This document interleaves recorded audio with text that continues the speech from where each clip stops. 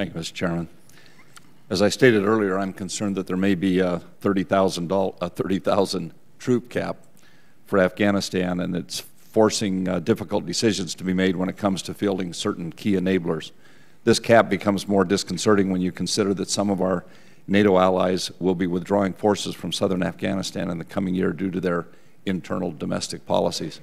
General Petraeus, what's the impact of the 30,000 troop cap on CENTCOM's currently validated joint urgent operational needs statements as it pertains to force protection, medical evacuation, and other key enablers? Has CENTCOM modified any validated JUONs in order to stay below this cap? How is CENTCOM working with General McChrystal to ensure that he has everything he needs to execute the mission? And while you're thinking of your response, knowing that key enablers such as ISR, medevac, and force protection were under-resourced before the surge, would it have been more prudent to have excluded such key enablers from the 30,000 troop cap? Why is it not in our best interest to ensure that our combat forces have all the necessary tools at their disposal?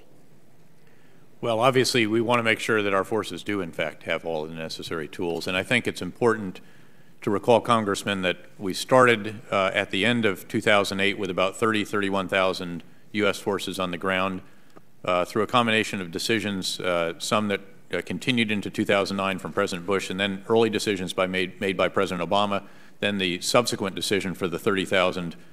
We will have grown from that 30,000 to about 98,000 by the fall of this year. So we have a very substantial increase, and we've worked very hard to make sure that in all of those forces, again, not just the 30,000, but starting all the way back in the spring, early 2009, that we included in those forces key elements, for example, medevac aircraft. We had, I think it was one medevac company, aero medevac company on the ground. At the start of that, we've gone to 3, and we're going to add 2 more. So again, we are making sure that we have the forces that we need, the enablers, the critical enablers.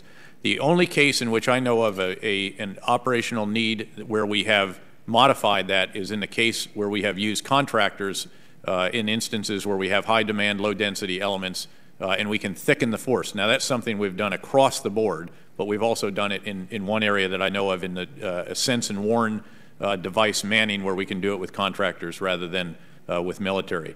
And as to the reassurance, if you will, at the end of this, first of all, we obviously should be good citizens and so forth and work within, again, I think, the commitment that has been made. But the Secretary of Defense was very clear during the decision-making process to have some flex that was authorized for him, and indeed he got that. And as you probably know, it's a flex of some 10% or so, and it is specifically for the areas that you have talked about. It's for the critical enablers, force protection, medevac, counter-improvised explosive device, so that if an emerging need arises, that General McChrystal can come to me, I can go to the Secretary with a request for force, and we don't have to do anything further with that. So we feel pretty comfortable with that situation.